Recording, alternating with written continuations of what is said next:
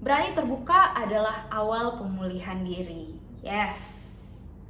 1 Yohanes 1 ayat 9 berkata, jika kita mengaku dosa kita, maka ia adalah setia dan adil, sehingga ia akan mengampuni segala dosa kita dan menyucikan kita dari segala kejahatan. Kalau kita mengaku dosa kita, artinya kita bukan cuma omong doang gitu ya, Tuhan ampuni aku mau bertobat, tapi ada action, tindakan yang perlu kita lakukan ya. Iman tanpa perbuatan adalah mati, ya kan? Nah, begitu juga kalau kita bertobat, tunjukkan dong mana actionnya, perbuatannya gimana. Menjauhi dosa itu, entah itu pornografi lah, masturbasi, jangan dilakukan lagi, ya kan? Tapi sebaliknya, cari hadirat Tuhan tiap hari, oke? Doa, baca Alkitab, renungkan firman Tuhan, mendengarkan firman Tuhan, memperkatakan firman Tuhan, apalagi pujian, penyembahan, ya banyak yang menyenangkan hati Tuhan, ya kan? Seorang anak muda konseling ke saya. Oke, jadi begini, ada seorang anak muda konseling ke saya. Terus dia cerita kalau dia berani mengakui dosa-dosanya juga, apa yang dia lakukan itu ya, ke saudara-saudara seiman di tempat dia kerja. Sehingga setelah itu dia berani bersaksi bagaimana dia dipulihkan Tuhan, dan akhirnya dia dipercaya untuk membimbing anak-anak didiknya. Bayangkan teman-teman, ketika kita mengaku dosa kita di hadapan Tuhan, maka Tuhan akan bukakan jalan bagi kita supaya kita mengalami proses pemulihan. Jadi begitu, kita mengaku dan kita tidak malu gitu loh untuk mengakuinya. Jujur aja, terbuka aja di hadapan Tuhan. Ngapain ditutup-tutupi? Kita juga nggak bisa sembunyi dari hadapan Tuhan, ya kan? Mau lari kemana? Tuhan udah tahu isi hati kita, apa yang kita lakukan diam-diam dalam kamar, ya kan? Dia tahu segala sesuatunya. Dia tahu kita lemah kok. Makanya kita datang pada Tuhan, kita berserah, kita minta kekuatan untuk bisa pulih, untuk lepas dari keterikatan dosa seksual. Oke? Jadi waktu tahun 2019 saya mulai bersaksi online ya, sharing kesaksian online saya lewat YouTube channel saya. Dulu Grace as Christian masih, tapi baru-baru aja saya ubah jadi Grace Erlinda sekarang ya. Tapi waktu dulu saya mulai bersaksi itu online tahun 2019. Ini ada cerita, ini kesaksian ya. Awalnya videonya saya pasang, tapi nggak lama setelah itu, berapa hari atau berapa minggu setelah itu, ada pihak lain yang kurang setuju ya. Walaupun saya tidak sebutkan namanya dia gitu kan dalam video itu, tapi dia kurang setuju. Jadi karena saya merasa nggak tegaan ya, sudahlah saya hapus saja. Ternyata waktu itu sempat ditonton oleh berapa viewers, dan salah satunya ada orang yang punya YouTube channel yang subscribersnya banyak banget, dan dia DM Instagram saya waktu itu. Setelah itu ya, dia minta supaya saya bisa sharing kesaksian rohani saya lewat YouTube-nya dia.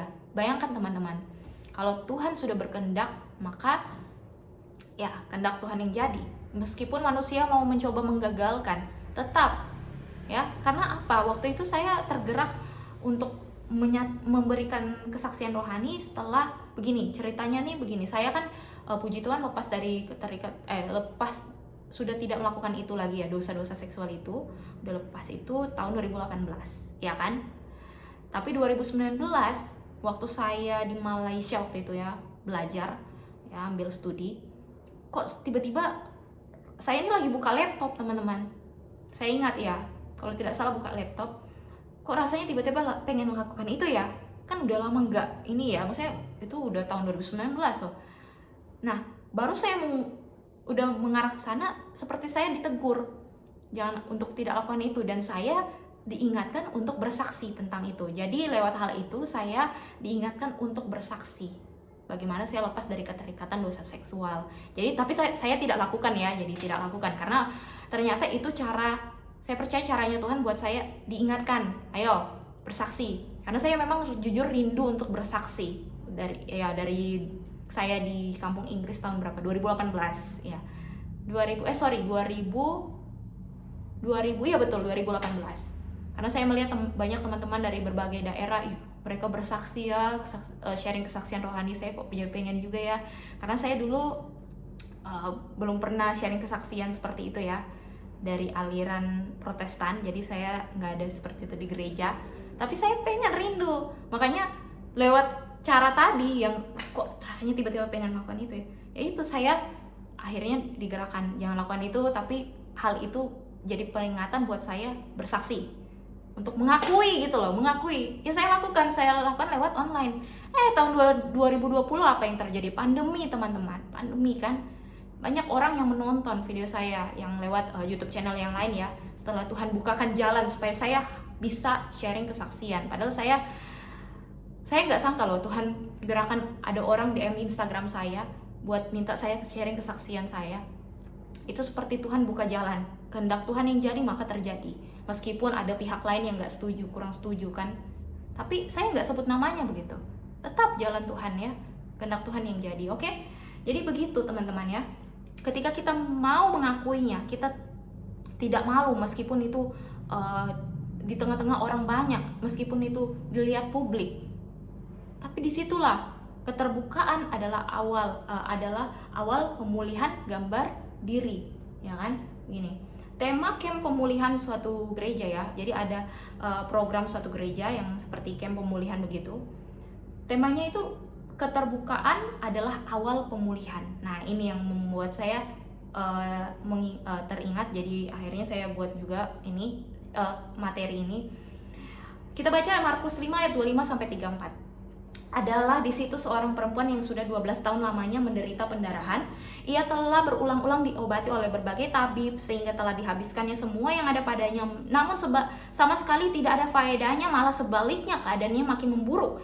Dia sudah mendengar berita-berita tentang Yesus. Maka di tengah-tengah orang banyak itu, oke, stop sampai situ. Ditulis di tengah-tengah orang banyak itu ya. Orang banyak loh ini.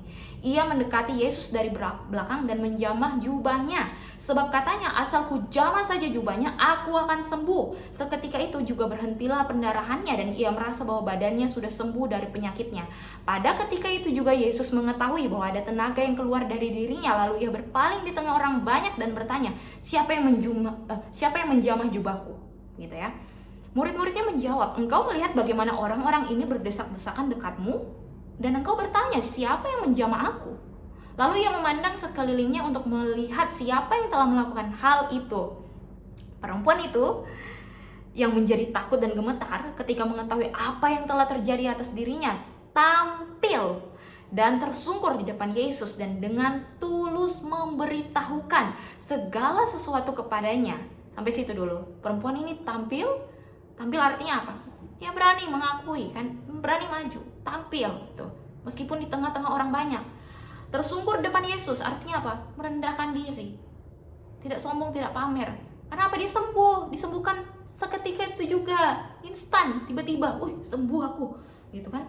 Dan dengan tulus memberitahukan adanya pengakuan, kejujuran.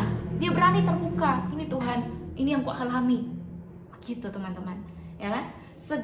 Dengan tulus memberitahukan segala sesuatu kepadanya, kepada Yesus. Maka selanjutnya apa yang dikatakan Yesus? Maka katanya kepada perempuan itu, hai anakku, imanmu telah menyelamatkan engkau. Pergilah dengan selamat dan sembuhlah dari penyakitmu. Haleluya. Jadi meskipun ini tentang kalau perempuan wanita yang mengalami pendarahan 12 tahun, ya kan? Tapi kita bisa menangkap pesan moralnya itu apa? Ya kan? Berani mengakui teman-teman. Sekali lagi, berani mengakui di hadapan Tuhan. Keterbukaan ya adalah awal proses kita dipulihkan. Adanya pemulihan gambar diri. Memang saya bertobat dari keterikatan dari dosa-dosa seksual itu dari tahun 2018. Tapi saya mengalami pemulihan itu Tuhan bukakan jalan 2021, teman-teman. Waktu saya ketemu videonya Pak Dotoni dan Pastor Thomas dan akhirnya saya ikut program doa pagi itu ya. Di situ saya mengalami pemulihan. Ya, mulai mengalami pemulihan sampai sekarang puji Tuhan saya dipulihkan. Ya kan, dilepaskan dari segala macam kutuk-kutuk, ya kan? Seperti itu. Jadi pasti Tuhan buka jalan, teman-teman. Berani terbuka adalah awal pemulihan diri. Yeay. Sekali lagi ya, ini ada beberapa kalimat yang saya harap ini menjadi kekuatan, menguatkan saudara maksudnya. Sekali lagi, beranilah terbuka untuk mengalami pemulihan, beranilah bersaksi agar nama Tuhan ditinggikan. Maka terbukalah pintu pemulihan bagi jiwamu dan kamu akan dimurnikan, timbul seperti emas, terbang bagai Raja Wali, dan berlari lebih dari pemenang. Tuhan Yesus memberkati.